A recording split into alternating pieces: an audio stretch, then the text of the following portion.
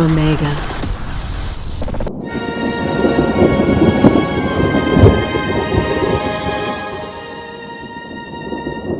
Spellwork Mastery.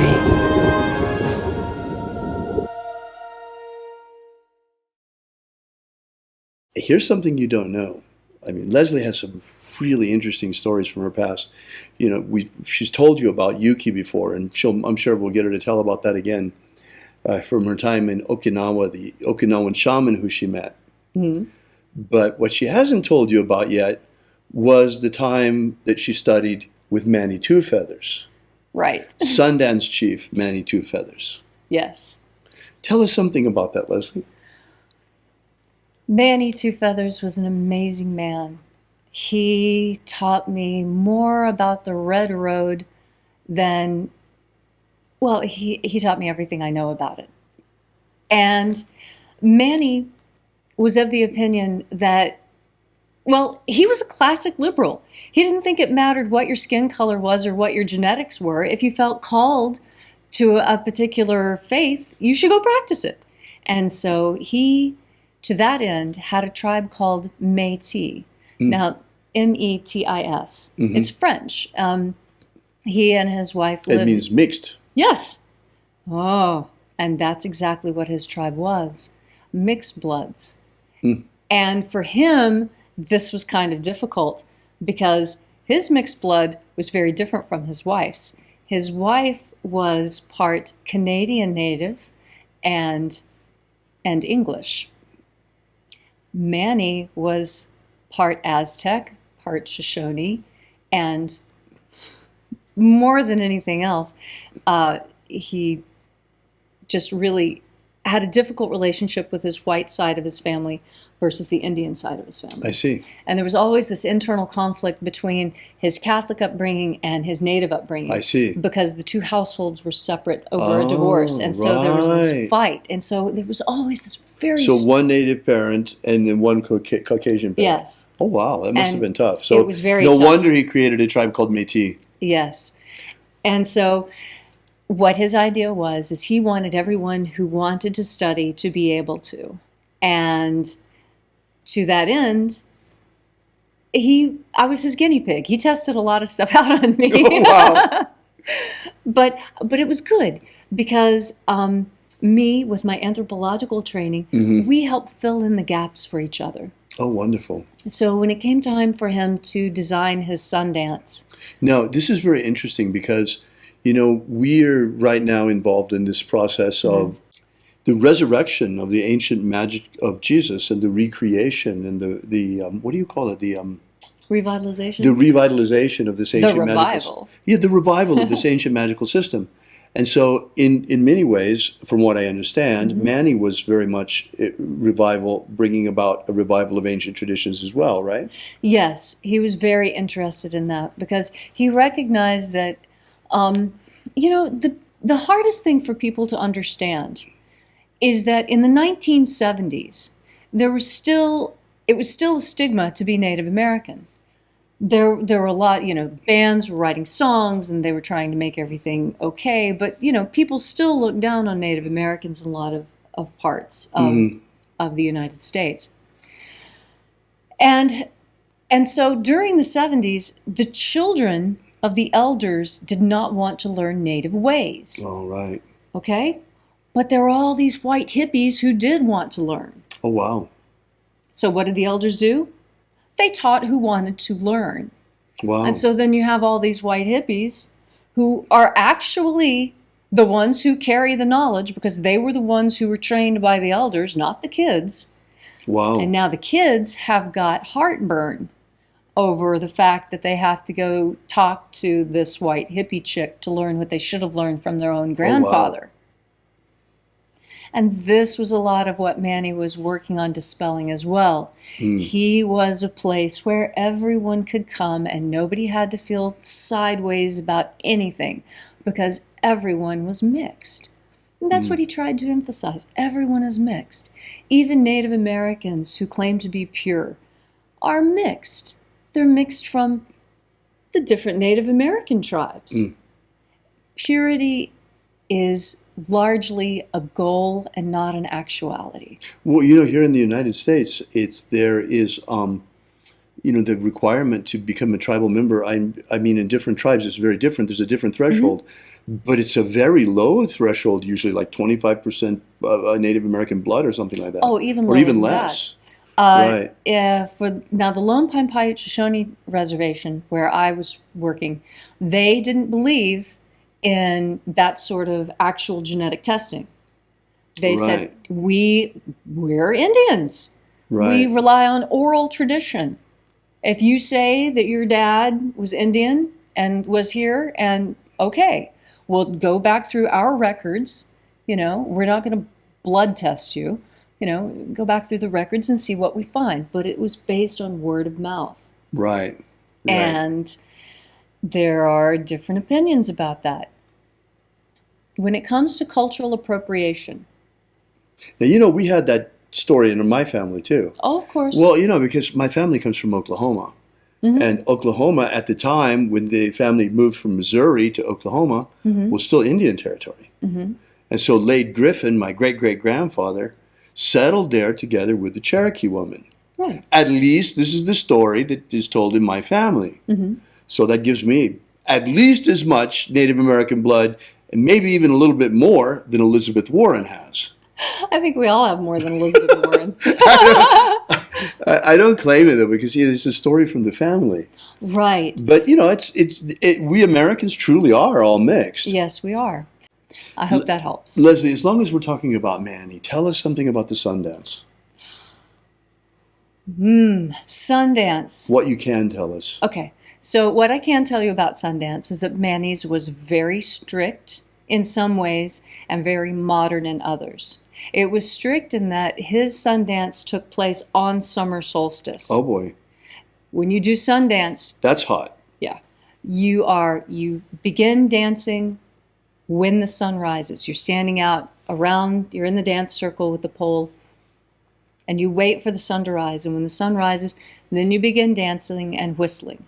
And you dance and you whistle until the sun sets. Wow. No food, no water. Then you go to bed after a sweat, and then you get up and you do it again. Wow. And then they actually pierce their chests, right? Yes, they do. After all this fasting and dehydration, Right. Manny practiced piercing.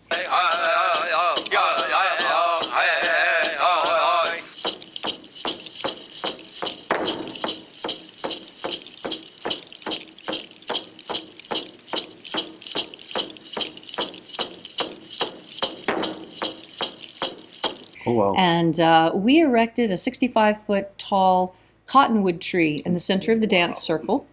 We had 65 foot high. It Wow. was amazing. Oh my goodness. Yeah, it took a dozen fellas and a D9 to get it into place. Oh my goodness. A D9? What's a D9? A D9 is a type of bulldozer that's Oh very my large. goodness. Okay. And so when it's time, you can be pierced one of two ways. Well, 3 or 4 ways. You can be pierced in the chest, and then you fall backwards and the skin tears, and that's it. I happened to be there for the most extreme stuff because we really had some hardcore people who wanted to do this Sundance Wow. right, and they had a vision. And when you have a vision that you're going to do Sundance, it's the most powerful thing ever because there's 7 years of preparation, My there's goodness. 7 years of participation, and then there's 7 years of teaching that you're required to do after. It's a 21 21-year years. commitment. Wow. And the fasting and the praying and the learning how to dance in the hot sun without water. My goodness. It's incredibly challenging. Now only men, right, can dance. This is where Manny was liberal. Really? Yes. Oh my goodness. Traditionally, women do not participate in Sundance because women go through their own Sundance in the process of giving birth. Oh wow. Birth is the most painful thing a woman ever does. She doesn't need to Sundance. Men have Sundance because they don't have birth. Now we live in a culture where there are many women who don't give birth. Ergo, Manny opened it up to women. Wow. Although the women because of our bodies, he only allowed the women to pierce here on their arms. Oh. Because, women have these beautiful bodies that must be Oh. preserved. Wow. And so, piercing here was okay for women. Now, and they would actually dance until the skin on their chest broke, right? Right. And I'll give you two examples. They couldn't just take themselves off no, of no, the no, tree. no.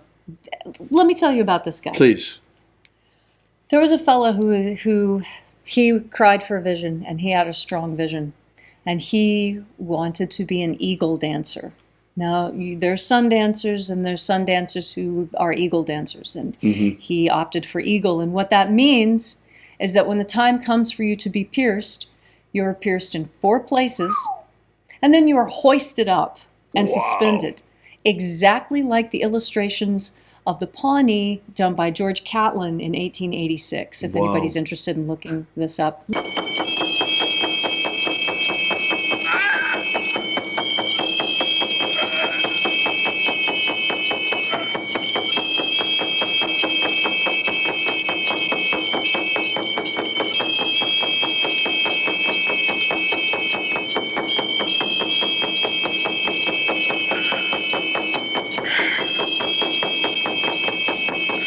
He did it the easy way. He just pierced his front and passed out, right? No, not this dancer. It was the most amazing. I'm getting chills just talking about it. Wow. He was pierced in the front and in the back. Manny always used surgical gloves and alcohol and sterile scalpels. The dancers brought their own bones, and then Manny would cut them, insert the bone, tie the lashes, and then 2 of the supporters that came with this dancer lifted him up into the tree while with his fans he flapped his arms.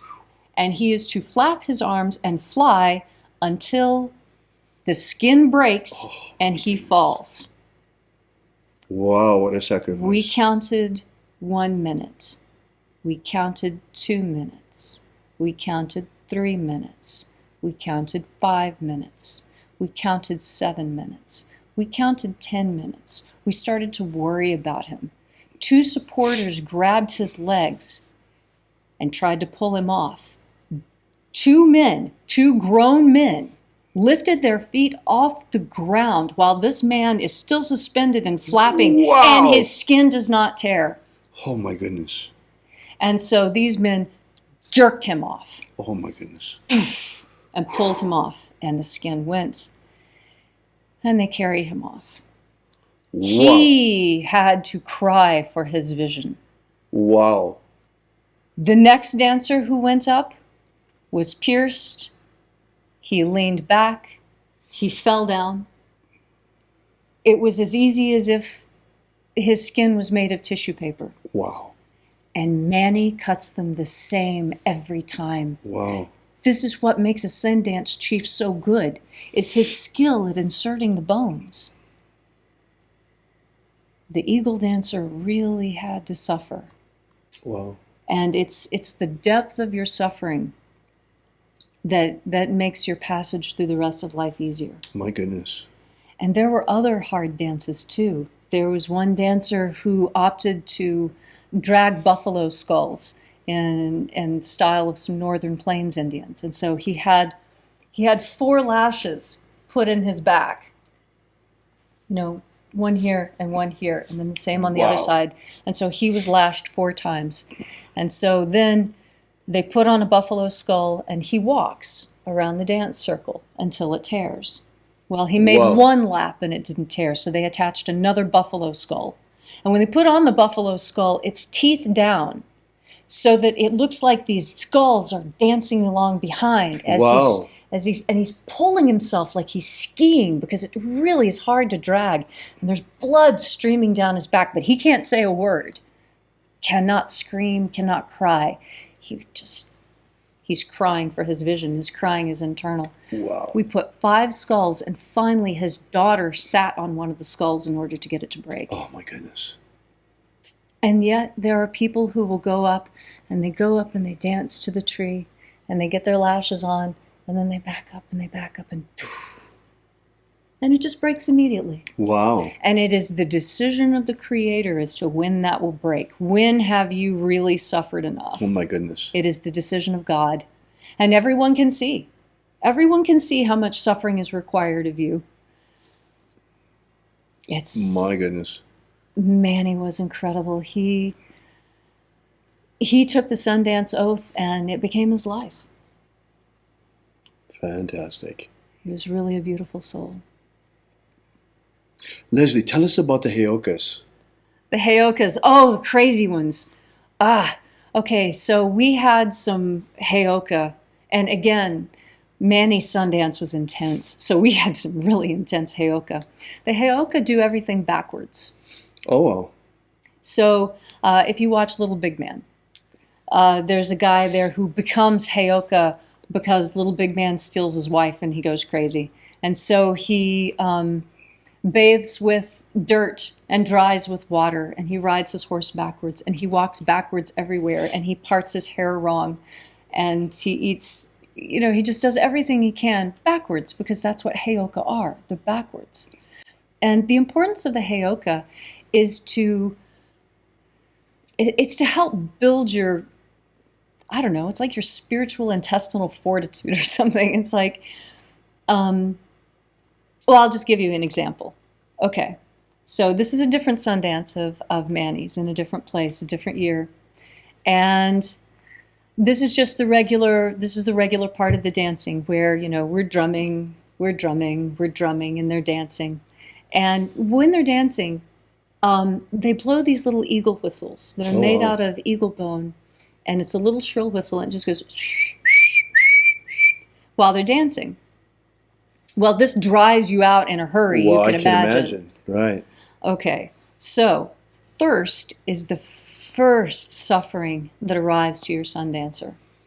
And so the Heyoka come, and the Heyoka show up with a jug of water, a big wet bucket of water. Oh, wow. And the Heyoka goes to each dancer and dances and goes, ha, ha, ha, and pours it on top of himself. Oh, no, and so dances, mean. and then drinks it and lets the water just splash and fall all over him, and then goes, ha, ha, ha, ha, and then So runs mean. off. Oh, the Heyoka are so mean. Wow. But they represent some very important principle. And that is the principle of sticking to your guns. Because you've got the sacred clown. He's half black, half white, looks absolutely ridiculous. He's doing everything backwards. But the Heyoka has got a hard row to hoe, and nobody wants to be Heyoka. Right. Because the Heyoka, that once you choose that path, it's just like being a Sundancer. You're really on that path. And there's a lot of parts of being a Heyoka that are tough work. And pretty much the only good part about being a Heyoka is getting to be an asshole in front of everybody else. Oh, my goodness. Yeah, but yeah, the Heyoka are there to represent society at large. Oh, you're being so silly. Look at me. I'm having lots of water. You don't have to suffer. But the Sundancer knows, oh yes, because it is only through suffering that one comes to one's true realization. Wonderful. Thank you for that, Leslie. That's you're absolutely welcome. beautiful. Now, in closing about this part, I'd like to know, I'd like to actually tell on you a little bit. Remember, Les, we gave you the homework assignment to do some string spells. Well. So the same red string that I used for all the other spells, I used to wrap this. And these are two types of sage. This one is Paiute sage, and this one is Shoshone sage. They're both from the same plant, but having been grown in different environments, they look completely different, even though they're actually not. And the same can be said of the people as well. The Shoshone and the Paiute are essentially from the same tribe. It's just that they have chosen different lifestyles and thus separated from each other. Now, what exactly would you use a sage bundle like this for? I know you find them in New Age bookstores, but what's the purpose of it? The purpose is for cleaning and protection.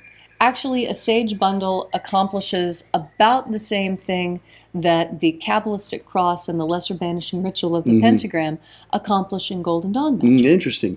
You know, I'd like to interject something into that too, and that is that the power of genius loci, the power of place, and the power of the egregore of a place have a lot to do with that too. Because I actually have worked with sage bundles a lot and with frankincense. And I've noticed that sage bundles, if you use them in Europe, they don't work well. Yeah, they're not very effective. They're not. Instead, frankincense in Europe is extremely effective. Yes. And then here in the United States, frankincense is not nearly as effective as sage bundles. Right. Go figure. It has to do with the magical egregore of the place. Now, as long as we're on sage bundles, I want to show you how to properly use a sage bundle, because a lot of people have a lot of trouble with them, find that they have trouble getting them going and keeping them going. So the first thing when you get your sage bundle, and I'm going to use the Shoshone sage because it burns more predictably than the Paiute. The very first thing you want to do is find where the bundle ends. You see, the bundle doesn't end here. The bundle ends here. Now, these crosses are protective. Everywhere you find crosses, I've traveled a lot. Crosses are always protective. Always protective. And so the red, the crosses, the sage itself, this is all of it is for protection and cleansing and purification. Fantastic. Now, when you find the end, what you want to do is you want to lift it off, okay? And your sage bundle is going to crumble a little bit. Don't be alarmed. You know, it's a dry herb. It will do that. And see how the string starts to come off? You want to take the string off of your sage bundle before you light it. Please, please, take the string off before you light it. Cotton string smells terrible when it's burning, and it really interferes with the properties of the sage. So you don't actually have to take it all the way off. Just take it down to where it's not going to be a hassle anymore. All right. Now, how are we going to light this? Well, you don't light it like a candle, that's for sure. You want to turn it upside down like this, okay? And then you light it. Now, on the flame, I don't know how many of you remember this from science class, but a candle flame is hottest up at the very top. Right. Right? Don't put it in the flame. It's not hot in the flame. It's hot above the flame. So when you're lighting it, see how I'm not letting the flame touch it? And it's sparking up and catching on fire anyway? You don't want the flame to actually touch. You just want to get this good and hot. All right. See how the smoke is pouring? And this lights it better because heat rises, and I'm imbuing the entire bundle with the heat. Okay? Right. Now, here's the most important thing. When you're using the sage bundle, make a motion like this. Because what I'm doing is I'm forcing air into the end here. See the burning end? When you push it forward, see, watch. Oh, this is great. You can really see it. See how when I push forward, it makes it burn more brightly? Yeah, absolutely. Okay? This is why you make this motion with the sage bundle. It's also a very protective motion, right? So if you're smudging walls, you go like this. And you're carving and you're pushing all of this. And that way, your sage bundle stays nice and lit and it doesn't burn out. Anytime your sage bundle looks like it's getting ready to burn out, you turn it upside down, let the heat rise up. Also, you can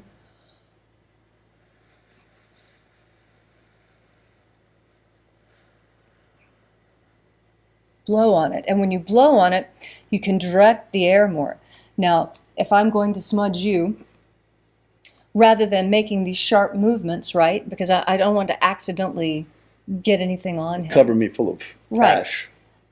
So when you're doing this, you know, just go very gently. You don't have to get close to the person.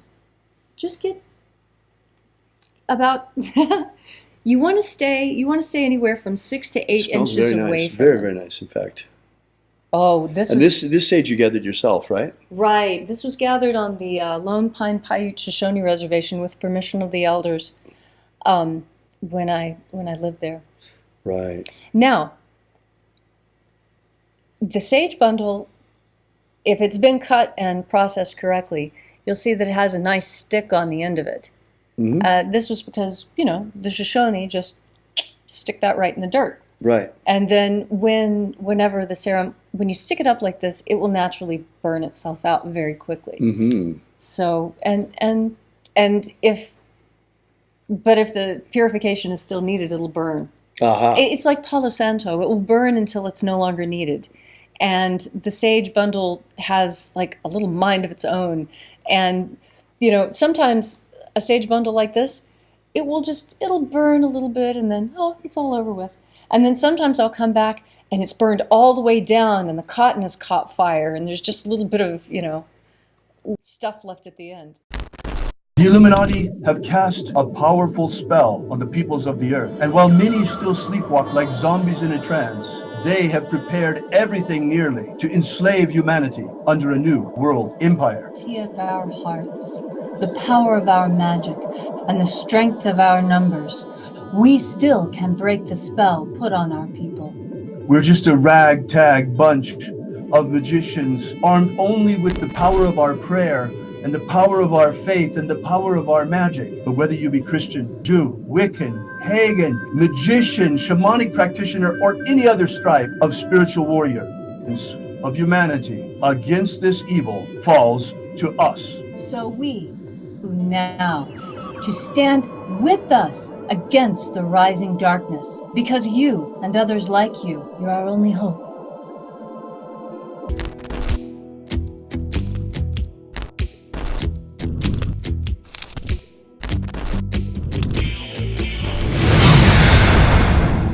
Have you ever wanted to gain real magical abilities so you can become the master of your destiny? Do you wish you could get the ancient secret key for free so you can build the life of your dreams? If you've wanted more out of life, to become all that you can be, physically, romantically, financially, spiritually, then you need to take action and get this right now. That's right, and for free, but it won't be available for much longer. So go right now to thescienceofmiracles.com and get started. Achieve the prosperous life you want for yourself. Gain ultimate life mastery. Are you familiar with the Rosen Cruiser with what's his name? He's popular in the States. He's the president or the from the Golden Dawn. What's his name? Oh. David Griffin. David Griffin. David Griffin. David Griffin. Have David Griffin. I saw an email yesterday that he sent out about there's a magical war going on. Demons of the infernal realm. All of them. There is really a magical war going on. There is a guy called David Griffin who is heading all these magicians. David Griffin is S.L. McGregor Mather's present successor. David Griffin. David Griffin. David Griffin. David Griffin. I'm Golden Dawn Imperator David Griffin. David Griffin. David Griffin. David Griffin. Now David Griffin. There's a magical war going on. So there is really a magical war going on.